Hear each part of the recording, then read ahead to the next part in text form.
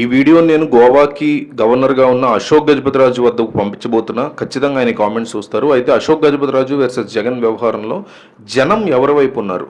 అశోక్ గజపతిరాజు వైపు, జగన్ వైపు రెండిట్లో కామెంట్స్ చేయండి. ఎటువంటి బ్యాడ్ కామెంట్స్ వద్దు. మీరు ఏదైనా చెప్పాలనుకున్నా చాలా స్ట్రాంగ్గా, ధైర్యంగా చెప్పండి. బట్ ఇటువంటి చెడ్డ పదాలు వాడద్దు జగన్ మీదైనా, అశోక్ గజపతిరాజు మీదైనా. సో మిస్ అవ్వకుండా కంపల్సరీ కామెంట్ చేయండి. చాలా ఇంపార్టెంట్ విషయం ఇది. ఏపీ ప్రజలు ఈ గొడవలో ఎవరి వైపు ఉన్నారు? అశోక్ గజపతిరాజు వైపు, జగన్ వైపు. అసలు ఏం జరిగింది, ఎందుకు ఆయన అట్లా మాట్లాడారని చూస్తే, అన్ని మతాల్ని గౌరవించేవాడే నిజమైన నాయకుడు అవుతాడని గోవా గవర్నర్ పైడితల్లి ఆలయ అనువంశిక ధర్మకర్త అశోక్ గజపతిరాజు అన్నారు. రీసెంట్గా ఆయన విజయనగరంలో మీడియాతో మాట్లాడుతూ, వైసీపీ ప్రభుత్వంలో ఎండోమెంట్ అధికారులంతా మంత్రుల బూట్లు నాకుతూ కూర్చున్నారని ఫైర్ అయ్యారు. 5 ఏళ్ల కాలంలో ఆలయాల అభివృద్ధిని పూర్తిగా గాలి కుదిరేశారని ఆరోపించారు. రాష్ట్రానికే తలమానికంగా ఉన్న ఆలయాల పట్ల చిన్నచూపు చూశారని ధ్వజమెత్తారు. నాడు దేవాదాయ శాఖ మంత్రిగా ఉన్న పొట్టోడు అంటూ వెల్లంపల్లి శ్రీనివాస్ని ఆయన నయ్య పైసా పనిచేయలేదని ఆరోపించారు. ఆలయాల్లో ట్రస్ట్ బోర్డులు పారదర్శకంగా పనిచేయాలన్నారు. అధికారులు ఉత్సవ విగ్రహాలుగా కూర్చోకూడదని, దేవునికి సేవ చేయాలని సూచించారు. అధికారులు పెత్తనాలు చేయకూడదని, భక్తుల మనోభావాలు, విజ్ఞప్తులేంటో తెలుసుకుని పనిచేయాలని వార్నింగ్ ఇచ్చారు. సొంత మతాన్ని ఆరాధించాలని, అన్ని మతాలను గౌరవించాలని పేర్కొన్నారు. అన్ని మతాలను గౌరవించిన వాడే నిజమైన నాయకుడు అవుతాడని జగన్ ఉద్దేశించి అశోక్ గజపతిరాజు తీవ్ర వ్యాఖ్యలు చేశారు.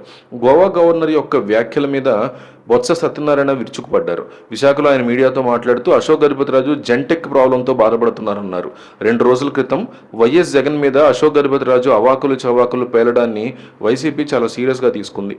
గోవా గవర్నర్గా బాధ్యతను నిర్వహించాల్సినటువంటి అశోక్ ఇంకా తన పాత వాసనల్ని విడిచిపెట్టలేదని, గవర్నర్గా నియమితులైన తర్వాత కూడా ఆయన టీడీపీ ప్రాథమిక సభ్యత్వానికి రాజీనామా చేసినా కానీ రాజకీయ విమర్శలు మాత్రం ఆయన చేస్తూనే ఉన్నారని, తనని జగన్ అవమానించారని మరోసారి ఆయన విమర్శించారు. అలాగే వైసీపీ హయాంలో దేవాలయాల విధ్వంసం జరిగిందని ఆయన ఆరోపించారు. ఈ నేపథ్యంలో గజపతిరాజుకి బొత్స ధీటైన సమాధానం ఇచ్చారు. అహంకారిగా బొత్స ఆయన్ని అభివర్ణించారు. అశోక్ గురించి ఎంత తక్కువ మాట్లాడుకుంటే అంత మంచిదన్నారు. సింహాచలంలో 6 భక్తులు మరణిస్తే కనీసం అశోక్ గజపతిరాజు పరామర్శించారా అని బొత్స నిలదీశారు. తమ 5 ఏళ్ల పాలన కంటే కూటమి 7.5 పాలనలో తక్కువ నేరాలు జరిగాయంటే తాను దళదించుకుంటానని ఆయన అన్నారు. అమ్మవారి పండగని రాజకీయం చేయడం తగదని ఆయన హితవు పలికారు. ఇంకా ఎంతకాలం జగన్ పేరు చెప్తూ బతుకుతారని బొత్స నిలదీశారు. ఈ విషయంలో ఇక్కడ జగన్ వర్సెస్ అశోక్ గజపతిరాజు అనేటువంటి అంశం చాలా క్లియర్గా డిస్కషన్ పాయింట్లో కనిపిస్తోంది. సో ఆంధ్రప్రదేశ్ ప్రజలు ఇందులో ఎటువైపు ఉన్నారు? అశోక్ గజపతిరాజు వైపు, జగన్ వైపు, ఈ రెండిట్లో ఎటువైపు ఉన్నారో కామెంట్ చేయండి.